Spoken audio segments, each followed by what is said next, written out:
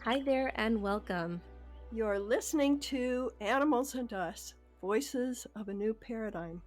My name is Avantika, and I'm a researcher exploring animal consciousness, environmental sustainability, and planetary health. I want to help bring animal perspectives to the table and transform our relationship with the natural world. And I'm Barbara. I'm an animal communicator and retired veterinarian.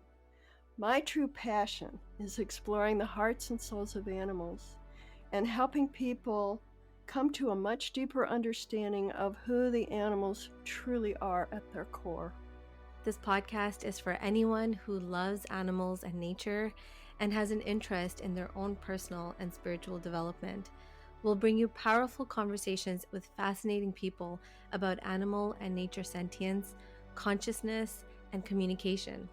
Thank you so much for joining us on this journey of love, respect, understanding, and care for the fellow beings who share our beautiful Mother Earth with us.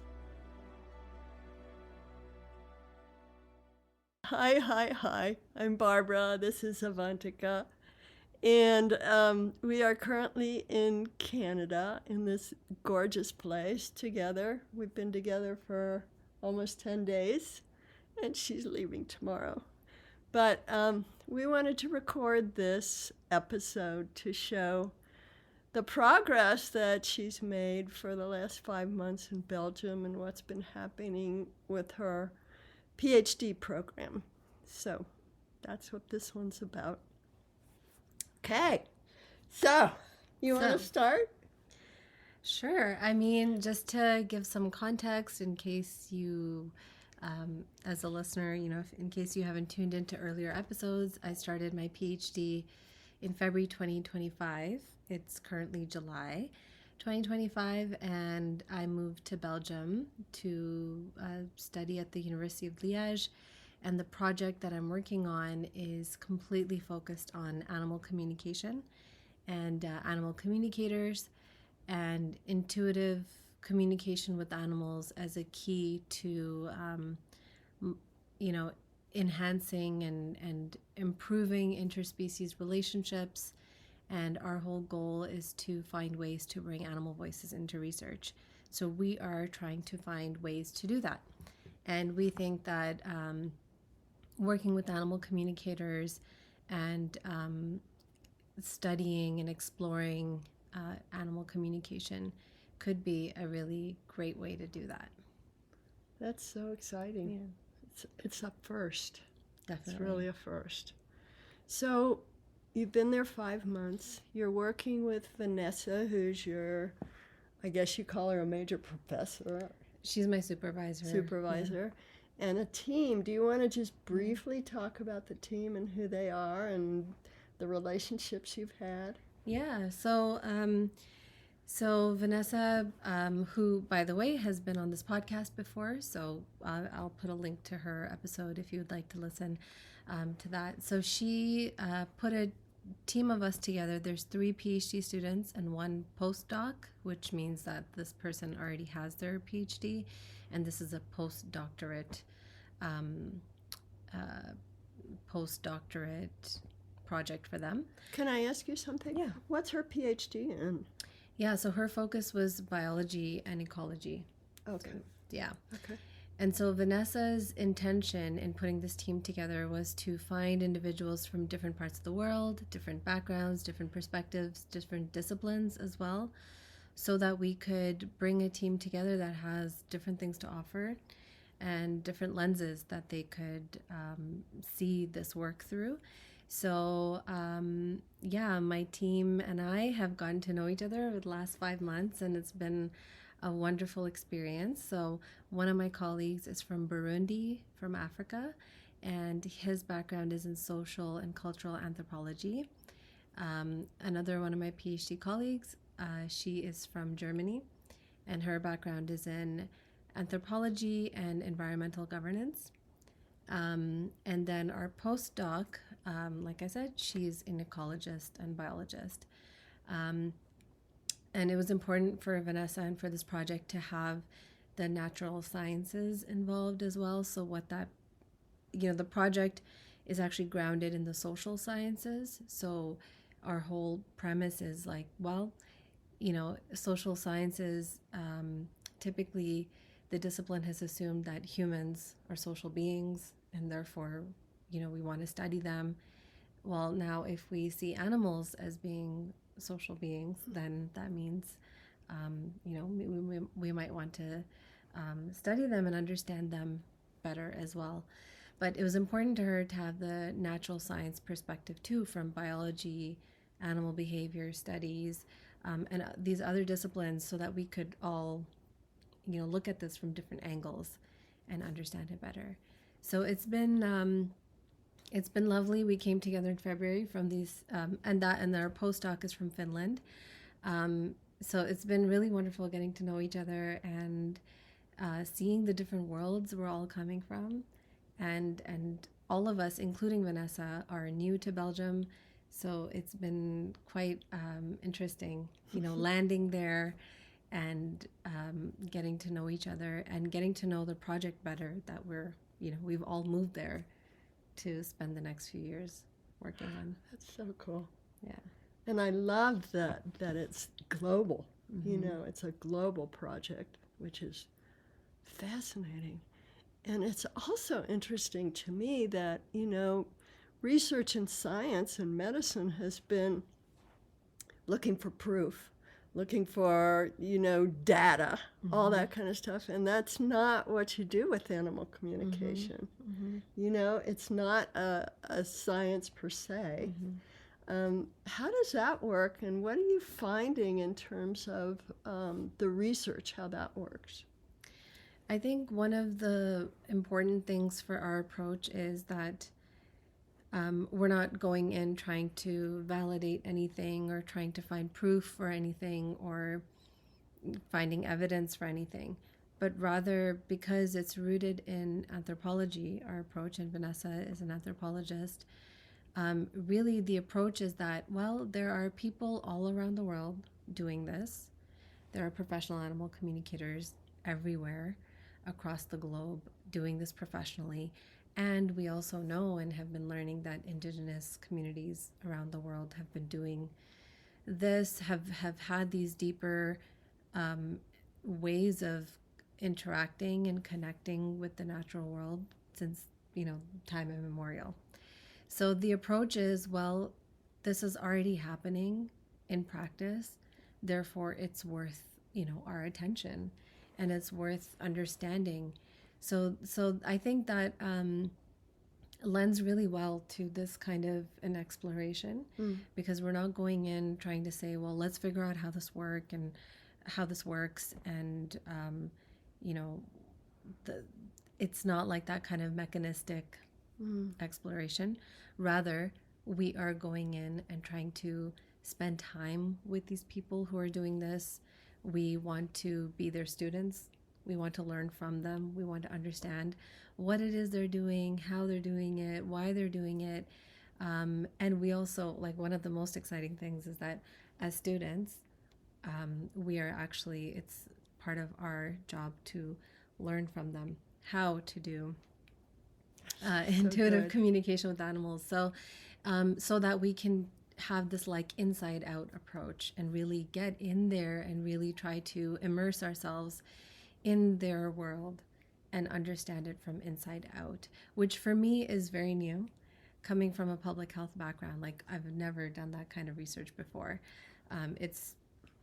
So that's new for me, that whole approach of, and that's what anthropology, I think does really well, is you show up with an open mind, hopefully. I don't want to glorify anthropology either, but at least our approach is to go in with an open mind, and just be curious to understand better. I love it. Now I really understand why Vanessa chose those people. I didn't quite get it before, but it's a totally different kind of research. Yeah. I'm used to you like you in medicine and science and all that kind of stuff. Yeah. But anthropology, people just go in and live with the people and learn from them. So Exactly. And, ethnography is our main approach. Doing this, through through this anthropological discipline is ethnography, which means you show up, you spend time observing, you spend time with the people, you participate in what they're doing, and you spend time with them and learn from them. And this is new because up until now, for 5 months, you've been together in Belgium. Now everybody's moving out into your field projects. You want to talk about what you're doing? Yeah, so each of us have been assigned 2 different locations around the world. So in the 5 months, we've been doing a lot of reading, a lot of talking, a lot of learning techniques, doing different workshops, and just preparing ourselves, learning about animal communicators, reading works of Indigenous scholars, just really preparing. And now we're all kind of venturing off into our own worlds. So I'm going to be doing my fieldwork in Canada and India. And this is why I'm here right now, because I'm back in Canada starting my fieldwork. And in a few months, I will be heading to India. And in both places, I will be learning from people who have these deeper, more intimate relationships with animals and with the natural world. So in Canada, I'm going to be spending time with an Indigenous community, likely in Quebec. That is where I'm heading very soon. A remote Indigenous community in Quebec, to learn from them and see how it is that they have been, what their teachings are, what their ways of interacting are. And then after that, I will be heading to India to work with a professional animal communicator. I'll be participating in all her workshops and her programs. I will be spending time with her as, she does consultations, like animal communication consultations and sessions. And I will be just picking her brain and asking her a lot of questions and just spending time with her to understand her world a bit better. That's so exciting. Yeah. So exciting. Yeah. Yeah. And we had a conversation the other day that what I've come to realize is that, because I've wanted to do that for years and I didn't, but what I came to understand is that when you work with Indigenous people who've been doing this as part of their own culture, they can be very private. So it takes time to kind of work your way into their trust before they'll actually share at the deeper levels. Right. So how are you all planning for that? Are you spending a good amount of time with people, or how does that work?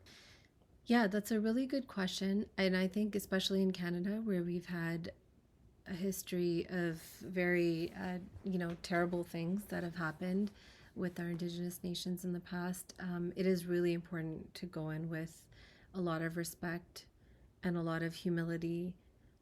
So I think my approach is to show up with a lot of sincerity and a desire to learn from them, to spend time with them. And that's kind of what I'm doing. The approach is just to go and start building relationships and sharing with them what our vision is and really what we're hoping.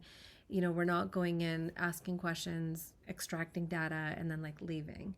Vanessa has spent a lot of time with Indigenous communities as well. And so with her experience and her knowledge and her kind of deep respect for them, I think she's really guided us in a way, and she's set things up in a way that this is a collaboration. So they're not just our research participants that we're going in and asking questions and trying to analyze.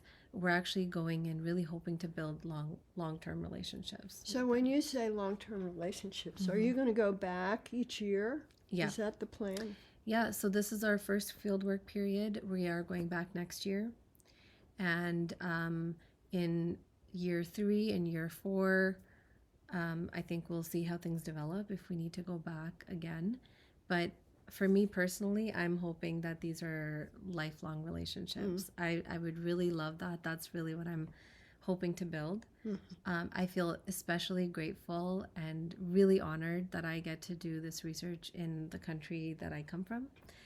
And so, certainly, being a Canadian, it will be very important to me to maintain these relationships for as long as I can, and to, within the container of this project, I'm hoping to do really good research. But I think this project goes beyond. My work with these communities that I spend time with will go beyond this project, I imagine. Yeah. And the same in India. Definitely. Because you have an Indian background too. I do, yeah. I'm still pinching myself all the time, wondering how this happened and how the stars just aligned this way. I'm really looking forward to going to India. I think I was born and raised in Canada, but I did spend some years in India when I was younger. And this just feels like such a special opportunity for me to go back as an adult, go back with a different perspective, different questions, different curiosities now, and learn about where I come from, in a different way. God, that's so cool. Yeah. And I'm going to be living it through you, I Yeah. promise you. Yeah. And, that's important to me. I think this journey is important to me. This is not just about like doing this job and getting this PhD and publishing stuff. It's so much more than that. Not just for me, but I think for our entire team, for each of us in different ways, for different reasons. But for me, part of my intention is to bring people along for the journey, because this has never been done before. Yeah. I hope that in the future we can interview your partners in this, because that would be interesting to see. What you've told me is that these people have not been exposed to animal communication before. This is all new for them. Yeah. So it would be very interesting to hear how they came to this, what their interest is. Absolutely. I have told all of them that at some point, sooner or later, that we would love to have them on this podcast. And that was really interesting for me when I started to, when I saw their names, who my colleagues were going to be, who these 3 other people are who were selected for this project. I was so curious. I'm like, who are they? How, it's a big, all of them have made huge life transitions to be in Belgium and to start this project. And I was so curious to know, what are their stories? How did they land there? And each of their stories are, is unique and special. And that was one of my questions, is that, I was getting the sense that they're all fairly new to animal communication, which was interesting. So they were really selected for their interest in the project, and also their skills and backgrounds and the work that they've done in the past are going to be huge assets for the team and for the project. But I'm so curious to see, and I can already see that they're learning about animal communication and interspecies communication, and I'm seeing the kinds of questions they have, what they're curious about. It's been really fun and really interesting to see, as researchers and as PhD students, their own journeys. And that's actually something that's also very important to this project, and to Vanessa, to this whole endeavor, is the reflexivity and really being aware that we as researchers cannot, there's a certain level of objectivity you need as a researcher, but also that we are not separate from the research that we're doing. We can never be, no researcher can be, no matter what field you're in, what discipline you're in. I have a friend who's an astrophysicist, and we talk about this stuff, and even though our worlds are completely different, and our methods are totally different, and the kind of data we're working with is totally different, she can also never truly be detached from what she is observing and analyzing. And so we've spent a lot of time talking about that over the last 5 months, is this like reflexive process. Yeah. And looking at ourselves constantly reflecting on what's happening with us in this journey, because we know we're already changing. That's part of what happens in the research process, and we're being encouraged to do that and to embrace that. That's wonderful. And to keep track of it, and to talk about it and think about it. And we've also been encouraged to see things in our own unique ways and not feel the pressure to, we don't all have to agree on the same things. We can have different perspectives, and there's plenty of room for that. So there's this real like openness I really appreciate in this project. Openness to different perspectives, to our own subjective experiences, to our own ways of understanding things, interpreting things, and to really like leverage that actually. So this seems to me that it's not new just in terms of studying animal communication or IIC, but it's a whole new paradigm of research.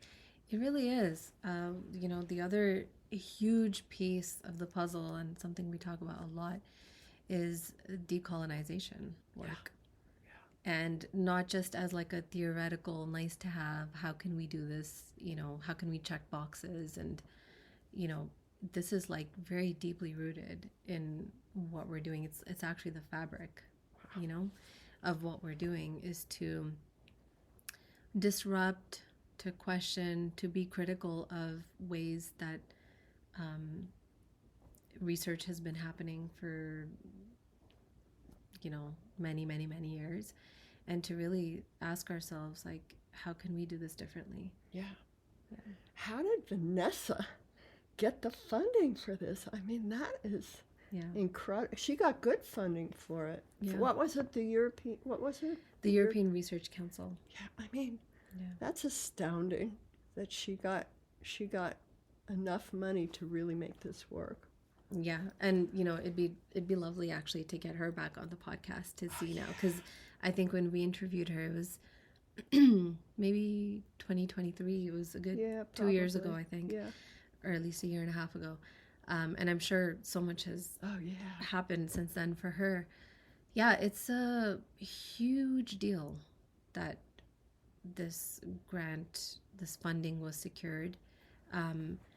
We've been talking so much about how there isn't much research out there about this topic, and we're trying to figure out our place in the academic world, and that's a little bit challenging to do right now because it's so new and the field is just emerging. But I keep I'm like the one in the group who's like, but guys, we've come so far. Like, I'm the one who's just always reminding us, like, okay, by virtue of even being here, we've moved. Like, things are happening as we speak. Yeah. And just getting this grant and being here, the 5 of us, and being able to spend our time, full time, devoted to studying interspecies communication, not verbally, not through any other kind of language or other ways that we typically associate with communication, but through intuitive communication, the more subtle, quiet, inner ways of knowing and connecting with the natural world and with animals. That's crazy. It is crazy. It's totally crazy. And on that note, just briefly, you want to talk about your personal experience with this and what you've gone through, what you're going through, all that. It's not been easy. Yeah, I mean, I think I'm just constantly reminded that this is so much bigger than just me. If any of you have heard the last episode we did about this, where I gave a little bit of background, I just feel really guided to be here. I feel like a lot of alignment in my life. And the journey has not been easy. I mean, I left like my husband and our 2 dogs and our cat. They're in Canada here, and I went to Belgium to do this, to commit to this for the next 4 years without them moving with me. That has come with, its own unique challenges, and a lot of trust and faith in the process, and just trusting that, I think there's a lot of support for this project, from humans and also from the non-human world. There has to be. That's just my personal belief. It's also something we talk about quite a bit in our team meetings, which is incredible. I've never been on a research team that talks about stuff like this, about trusting the process and about getting guidance and support from the unseen world. Like, I'm just like constantly asking myself, like, well, how did I get here? What is happening?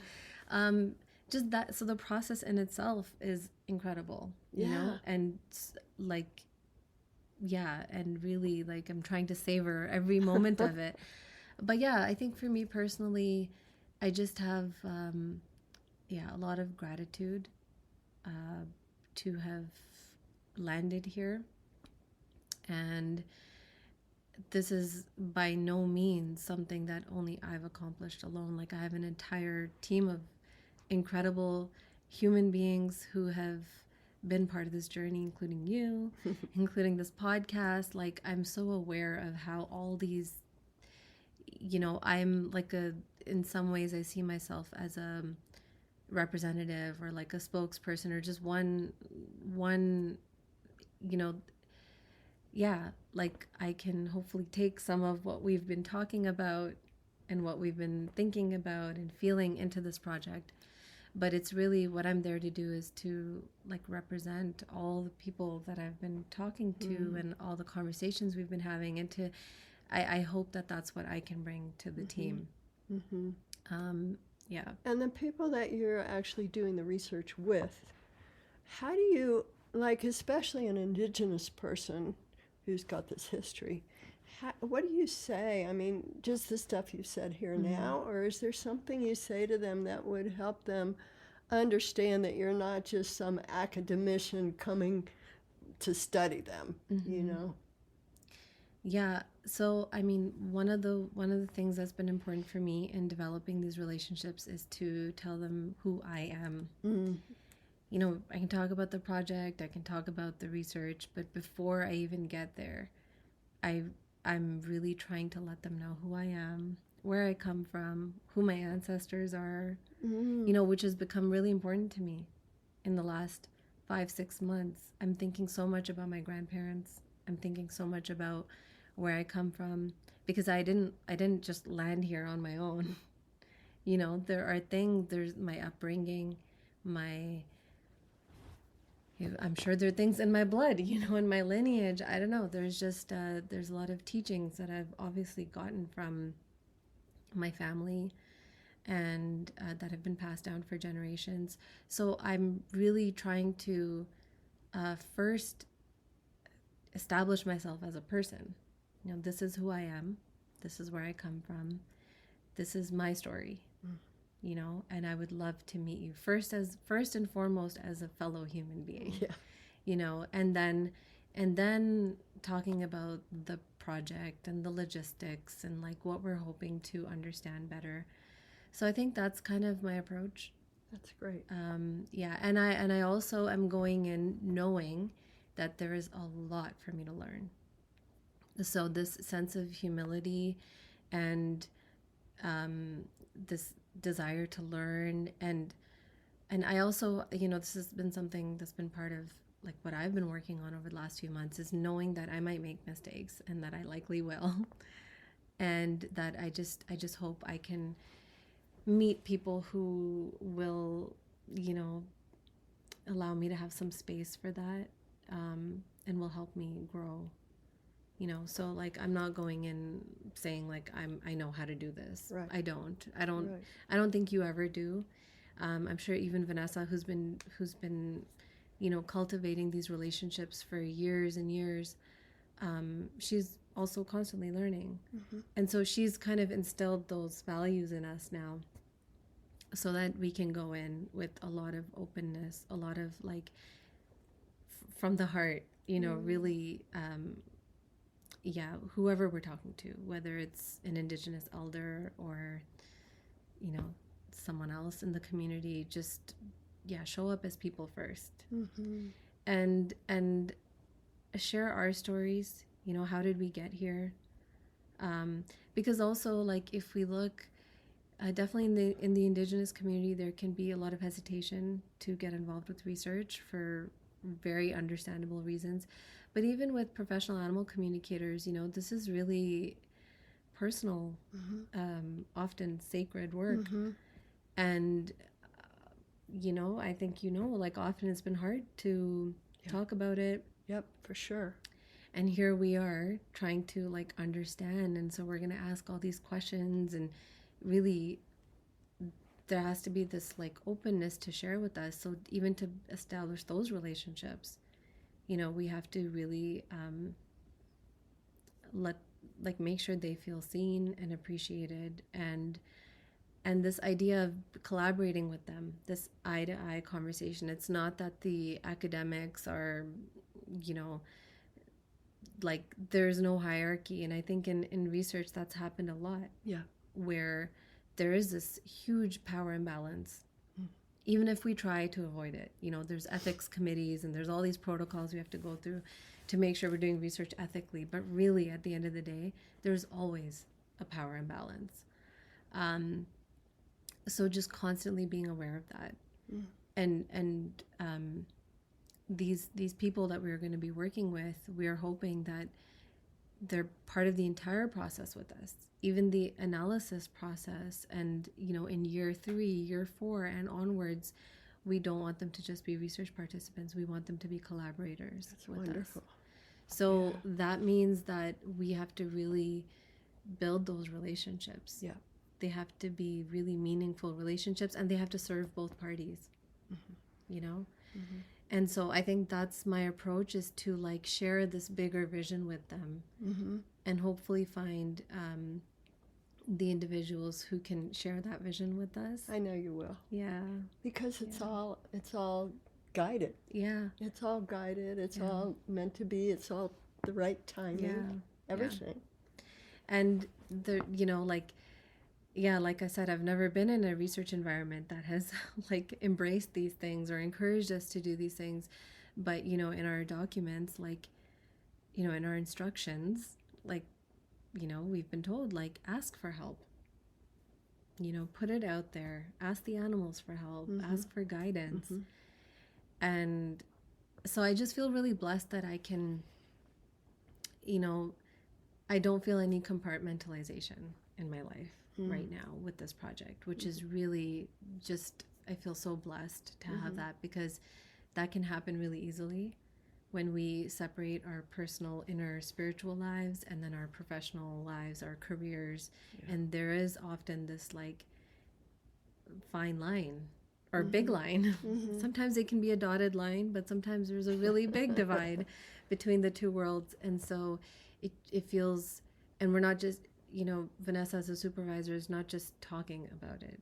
Actually, this is, like, we're very actively trying to do this, and we're very actively being encouraged to do this, and to write about it, and write everything down, you know, and things that are working well, things that are hard. Like, of course, there's inevitably going to be challenges, but having this openness to the challenges and things that come along the way, so that we can learn from them. You know, it's not going to be perfect. And that's the thing, like, I think with the research I've done in the past, it's been so, like, sometimes it feels really mechanical and really like, okay, first we're going to do this. This is the protocol. We have to follow this. And these are the outcomes we're hoping for. I don't know. Sometimes it can feel a little bit like that. But there's just so much room here for the unknown. Yeah. I keep thinking about Jane Goodall, who we saw, a couple years ago now, how she broke through so many barriers. Yeah. It seems like this project is like that, breaking through old barriers, you know? I hope so. I mean, I feel like the barriers are broken the moment I even tell people what I'm doing. Because they're like, what? What did you say? And, like, I can't tell you how many times people have said to me, like, you're joking. like, really? Like, they think I'm messing with them when I say I'm studying intuitive telepathic communication with animals. It's like you just see their brain just like blow up into a million pieces. Yeah, and so I love just, yeah, we haven't even, the project is just starting, but it's already creating this like ripple effect, you know, and I think already opening up minds because no one's ever heard of this before. Yeah. Imagine 30, 40 years ago. My God. Yeah. We've come so far. We have. And yeah, and people like you, Barbara, have had a really important role to play, and I know at times it probably has felt really isolating. Yeah. And but I'm so optimistic. Like I know there's a long road ahead, and it seems like, you know, for every one question we ask about this, how it happens, what it is we're actually doing, there's like 10 more that pop up. Yeah. And that's okay. You know, the role of science and the role of research is really to ask good questions, to not discount anything, not to shove anything under the rug just because it's messy or hard to understand, or to go in with your own assumptions and expectations. And that's like the worst thing you can do. Right. The worst thing you can do as a researcher is to say, like, oh, well, like that's not possible. Yeah. Yeah. Well, why? Or that I expect it to go a certain way, so I'm going to ignore anything that goes against that and just, you know, that's not true research. Yeah. There's a lot of conversations we're having about, like, what is research? What is the goal? What is knowledge? What is the goal of doing research? Oh my God, so many amazing conversations. Yeah. Like that's been one of the highlights for me over the last 5 months, is just like having these really wonderful conversations, like picking and prodding at these questions about like assumptions we make and biases we have, and how to go into research differently, how to go about it differently. Mm-hmm. Those conversations have been really, I feel like I've been feeling very like intellectually stimulated and mentally, emotionally stimulated, just being with like an incredible bunch of people talking about stuff that really matters to us, which is like, how do we do science in a way that's meaningful for everyone involved and isn't just serving some interests, you know? Yeah. And I think like as researchers, we go into it with like a lot of high hopes and a lot of, you know, we want to do good stuff. You know, we want to find out new things. We want to explore new things, investigate new things. But like being in an environment where you're constantly encouraged to like reflect back on yourself, that's so important. I'm realizing the importance of that. Yeah. Because no research is unbiased. Yeah. I mean, from the moment you get funding to the moment you publish, there's biases every step of the way. Yeah.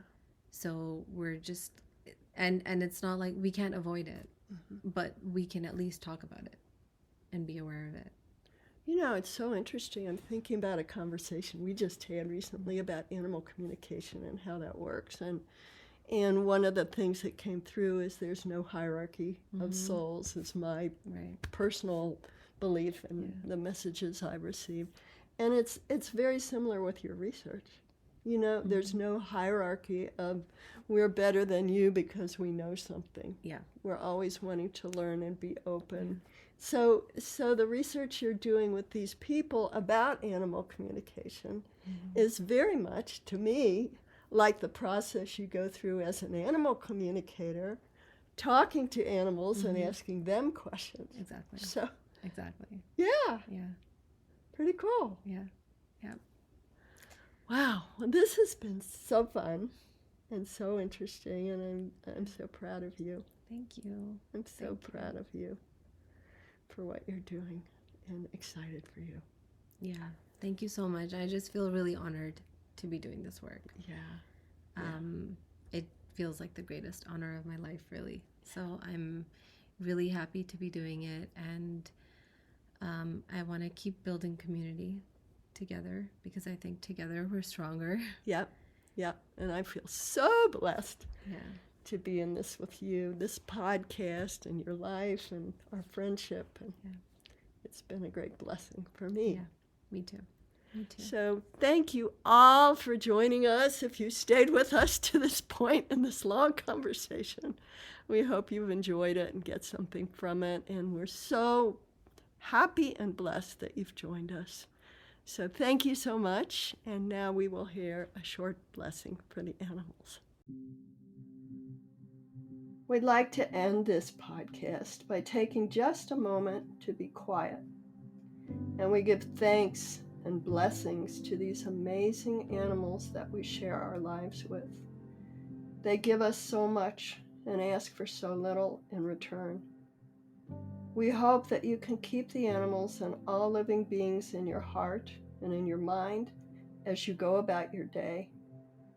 Thank you so much for being here with us today.